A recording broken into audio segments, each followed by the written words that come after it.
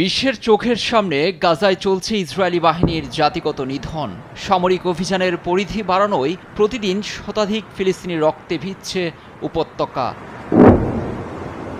বেসামরিক বাড়িঘরের উপর দিয়ে মারিয়ে যাচ্ছে বুলডোজার আর ট্যাঙ্ক।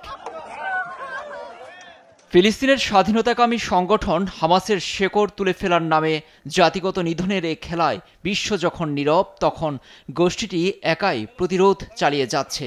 নতুন করে যুদ্ধবিরতি ও জিম্মি বিনিময় প্রশ্নে শনিবার কাতারের দোহায় ইসরায়েলের সঙ্গে নতুন করে পরোক্ষ আলোচনায় বসে ইসরায়েলের প্রতিনিধি দল, যেখানে মধ্যস্থতায় ছিল যুক্তরাষ্ট্র, কাতার।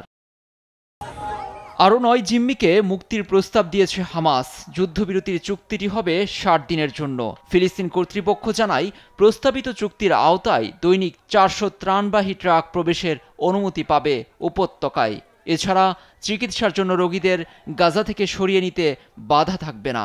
বিনিময়ে ইসরায়েল অবশিষ্ট জিম্মিদের জীবিত থাকার তথ্য চেয়েছে।